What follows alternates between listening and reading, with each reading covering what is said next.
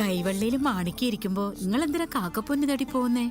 നീ കാര്യം എന്താണെന്നൊന്ന് തെളിച്ചു പറ. ഞാൻ നമ്മുടെ വാഹിദന്റെ കാര്യ പറയുന്നേ. ആ ഡോക്ടർ മമ്മൂട്ടി ഓൾക്ക് നന്നായി ചേരും. നല്ല സ്വഭാവവും പെരുമാറ്റവും കണ്ടാലറിയാം അന്തസ്സുള്ള തറവാട്ടി പിറന്നാണെന്ന്.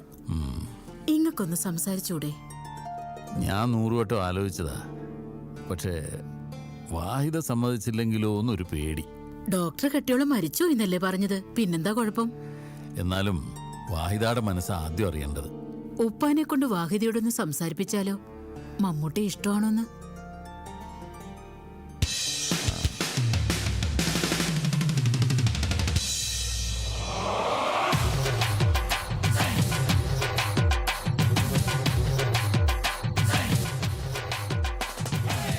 കേട്ടില്ലേ കേട്ടില്ലേ എന്നെ കള്ളച്ചെറുക്കന് കല്യാണം, കേട്ടില്ലേ കല്യാണമേളം,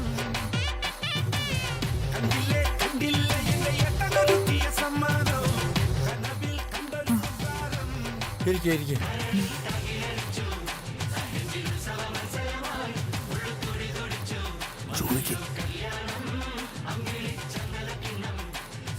നിനക്ക് മമ്മൂട്ടിയെ പറ്റി എന്താ അഭിപ്രായം?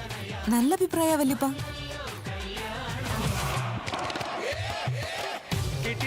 മമ്മൂട്ടിയെ നിനക്ക് ഇഷ്ടമാണോ? മമ്മൂട്ടി ഇഷ്ടമല്ലാത്തവര് ആരാ ഉള്ളത്?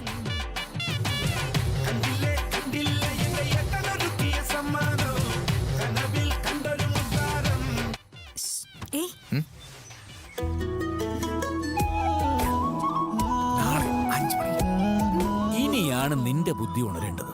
പക്ഷെ അതിനുള്ളൊരു മുൻകൈ നീ തന്നെ എടുക്കണം. 5 മണി കറങ്ങി വരാം പ്ലീസ്.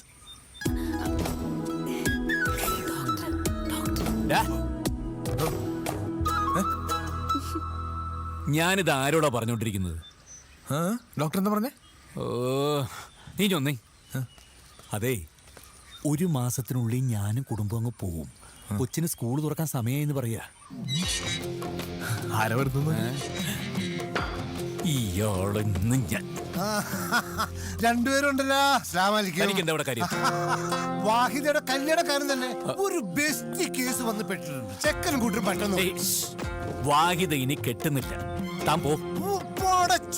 അങ്ങനെ പറഞ്ഞ എങ്ങനെ ശരിയാവും? നമ്മൾ വാക്ക് കൊടുത്തു. അങ്ങനെയാണെങ്കിൽ ഒരു കാര്യം ചെയ്യും. തനിക്കൊരു മോളുണ്ടെങ്കിൽ അതിനെ പിടിച്ച് കെട്ടിക്ക്. എന്താ പിരാന്താണ്? എനിക്ക് ഭ്രാന്ത, നല്ല മുഴുത്ത ഭ്രാന്ത.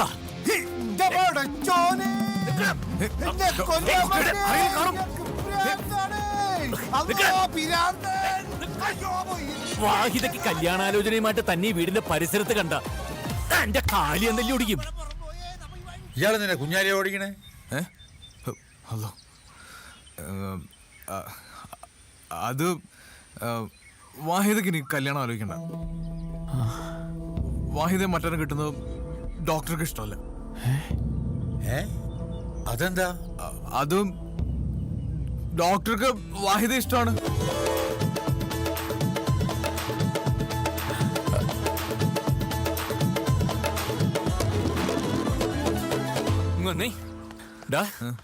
നീ എന്തിനാ അങ്ങനെ പറഞ്ഞത്? അല്ലെങ്കിലേ നിങ്ങളുടെ ഭാര്യയ്ക്ക് അവര് വേറെ കല്യാണമല്ലോ. ഇനിയിപ്പോ ഡോക്ടർ തന്നെ ആലോചിച്ച കുഴപ്പമില്ല. ഇതാകെ പുലിവാലാവൂല്ലോ. ഡോക്ടറെ കാസിംബായി വിളിക്കുന്നു. ഇനിയിപ്പോ ഡോക്ടറായി വാഹിദേ നിങ്ങളുടെ കാര്യങ്ങളായി. ഹലോ, എനിക്ക് വേറെ പരിപാടിയുണ്ട്.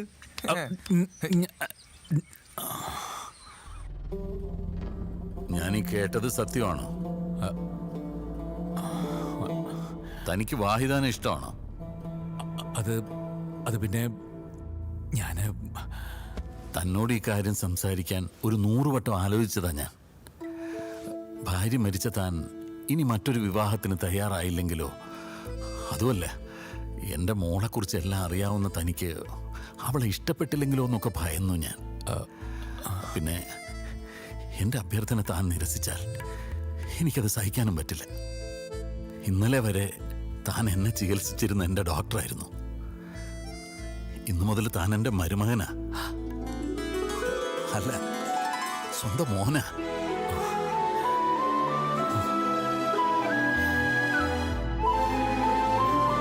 എന്തായാലും 2 നിക്കാഹ് കൂടി ഒരുമിച്ച് നടത്തിയാൽ മതി എന്നാണ് എൻ്റെ അഭിപ്രായം. കാസിം എന്ത് പറയുന്നു? എനിക്ക് സന്തോഷമുള്ളൂ ഉപ്പ. എന്താ മമ്മൂട്ടിയുടെ അഭിപ്രായം? അല്ല അതില് ചെറിയൊരു ബുദ്ധിമുട്ടുണ്ട്.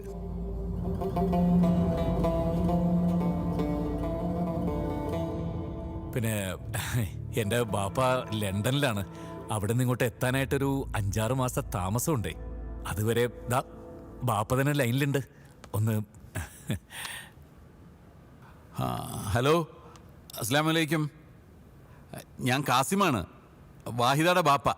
ഞമ്മള് മമ്മൂട്ടിയുടെ വാപ്പയാണ്, ഉമ്മർ. KP ഉമ്മർ. KP ഉമ്മർ. ആ, മമ്മൂട്ടി വിവരങ്ങളെല്ലാം പറഞ്ഞേക്കണം. പക്ഷേങ്കില് ഞമ്മക്കൊരു പ്രോബ്ലം ഉണ്ട്.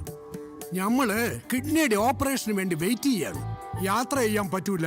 ആ. ഞമ്മക്ക് മോന്റെ നിക്കാഹ് കാണണമെന്ന് മോഹമുണ്ട്. നിങ്ങള് നിക്കാഹ് ഒന്ന് നീട്ടിവെച്ച് നമ്മളെ സഹായിക്കണം. അതിനെന്താ ഉമ്മർക്കാടെ ആഗ്രഹം അതാണെങ്കിൽ അങ്ങനെ നടക്കട്ടെ. ഓ ശരി ശരി ഉമ്മർക്ക. ഈ മമ്മൂട്ടിയുടെ ബാപ്പ KP ഉമ്മർക്ക പറയണത് കല്യാണം ഒരു 6 മാസത്തേക്ക് നീട്ടി വെക്കണമെന്നാ. അപ്പോഴേക്കും റബീഉൽ അവ്വൽ കഴിയോ? അത് കഴിയുമെന്നറിയില്ല. പക്ഷെ കിഡ്നിയുടെ ഓപ്പറേഷൻ കഴിയും. അല്ല, പ്രായമായ ബാപ്പയുടെ ആഗ്രഹമല്ലേ. അങ്ങനെ ആയിക്കോട്ടെ. ഓ അല്ല, അങ്ങനെയാണെങ്കിൽ അൻവറിന് നിക്കാഹ് ആദ്യം നടക്കട്ടെ അല്ലേ? അതെ അതെ. അവന്റെ ഒരു ആക്രാന്തം കണ്ടില്ലേ?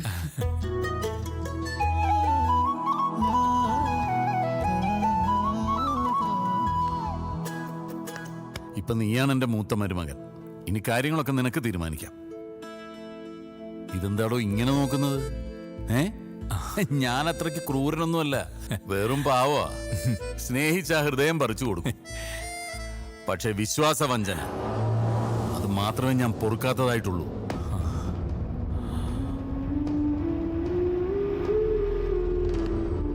ഏഴ് വർഷം ജയിലിൽ കിടന്നതും അതിന്റെ പേരില്ല.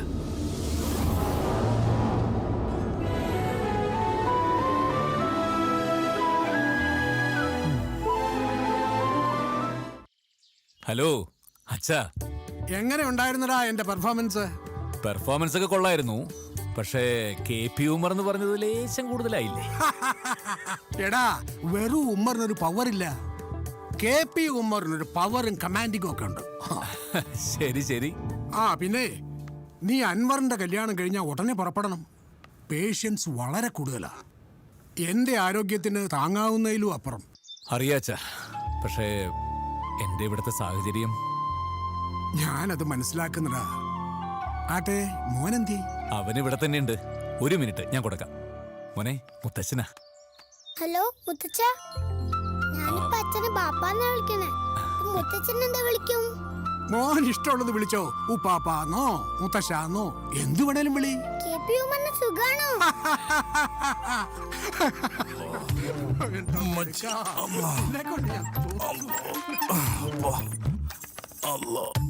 കൊടല് എന്തു പറ്റി? ഒരു മർമാണി കുത്തേറ്റതാ. കേരളത്തിൽ അങ്ങോളം ഇങ്ങോളം ആശുപത്രിയിലെല്ലാം കയറി ഇറങ്ങി. അങ്ങനെ ഇവിടെ എത്തി. എന്റെ മോനെ രക്ഷപ്പെടുത്തണം. ഡോക്ടറെ, നിക്കാൻ നേരത്ത് നടുവളയും, കിടക്കാൻ നേരത്ത് പൊങ്ങിയിരിക്കും. കാലേ ഭേദം ആവോ ഡോക്ടറെ? കാല് താന്നിട്ട് വേണം കല്യാണം കഴിക്കാൻ, അല്ലേ ഉപ്പ? ആ നോക്കട്ടെ. ഉപ്പ ഓ തിരിച്ചു കിടത്തിയേ.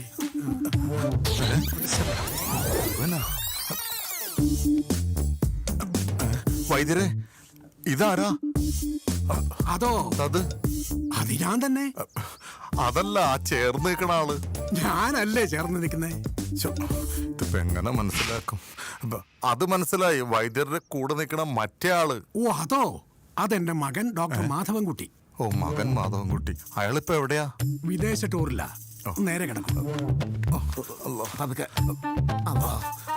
പരിചയസമ്പന്നനായ ഒരു മർമാണി വിദഗ്ധന് മാത്രമേ ഇങ്ങനെ ഒരു ലോക്കിടാൻ പറ്റൂ. അധികം പൊക്കണ്ട. എന്താ? അല്ല, വളരെ പരിചയസമ്പന്നാന്ന് പറയായിരുന്നു. എന്റെ അടിവയറിന്റെ ലോക്ക് കഴിക്കാൻ പറ്റുമോ ഡോക്ടർ? പറ്റും, പക്ഷെ ഒരാഴ്ച കഴിയും. ഒരാഴ്ച കഴിഞ്ഞാൽ ഒരാഴ്ച കഴിഞ്ഞാൽ ഡെഡ് ബോഡി പരുവത്തിലൊരു പേഷ്യന്റ് ഇവിടെ വരും. ഇപ്രായത്തിലും ഡോക്ടർക്ക് റെസ്റ്റ് ഇല്ലാണ്ട് പണിയെടുക്കേണ്ടി വരും. എടാ മാധവൻകുട്ടി, ഇപ്പൊ കുടുംബത്തിൽ നല്ല സമാധാന അന്തരീക്ഷ. നല്ല ബെസ്റ്റ് ടൈമാ. ഞാൻ ആരാണെന്നുള്ള സത്യം ഇപ്പൊ തുറന്നു പറഞ്ഞാൽ കാര്യങ്ങളൊക്കെ തുറന്നു പറഞ്ഞാൽ കുടുംബത്തിൽ ഇപ്പോൾ ഉള്ള സമാധാന അന്തരീക്ഷം കളയണം. അല്ല, നിങ്ങളൊക്കെ പറയുന്ന പോലെ ഈ കാസിം ഭായി എന്ന് പറയുന്നത് അത്ര വലിയ ഭീകരനൊന്നും അല്ലല്ലോ.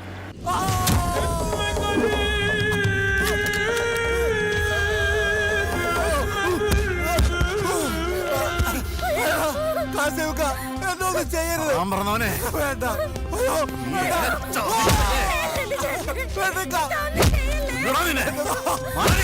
മാപ്പാക്കണം. എന്നോട് പറഞ്ഞവനെ അല്ലേ ഇത്രയും നാൾ കൂടപ്പിറപ്പിനെ പോലെ കൊണ്ടു നടന്നിട്ട് നീ എന്നെ ചതിക്കായിരുന്നല്ലേടാ.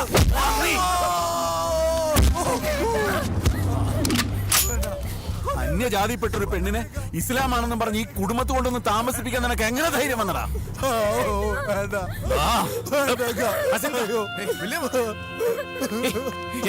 എന്താ പ്രശ്നം? എന്താ പ്രശ്നമെന്നോ? ഇവൾ ആരാന്നാ വിചാരിച്ചിരിക്കുന്നത്? ഇവള് ഇവിടുത്തെ സർവന്റ് ആമിന എന്നല്ലേ നമ്മളൊക്കെ ഇത്രയും കാലം വിശ്വസിച്ചിരുന്നത്. എന്നാൽ ഇവൾ ആമിനയല്ല, ഫിലോമിനയാ. 6 മാസം മുമ്പ് ഈ ഹിമാർ എവിടെന്നോ കൂട്ടിക്കൊണ്ടു വന്ന ക്രിസ്ത്യാനി പെണ്ണ. ഇവളുടെ അപ്പന്റെ ഈ വറീത് പറഞ്ഞപ്പോഴേ എനിക്ക് കാര്യങ്ങൾ മനസ്സിലായത്.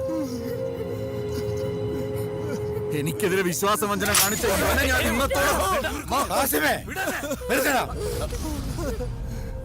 ഒരു നിക്കാഹ് നടക്കാൻ പോകുന്ന വീടായത്. ഈ മുറ്റത്ത് ചോര വീഴരുത്. വീട് അങ്ങോട്ട് പോയിക്കോ. എണീറ്റ് പോകാൻ. ഉപ്പ ഈ ഹിമാറിന്റെ കാല് രണ്ട് തല്ലി ഓടിക്കാതെ പറഞ്ഞേക്കാനോ? വേണ്ട, നീ പോ. പോകത്തെ.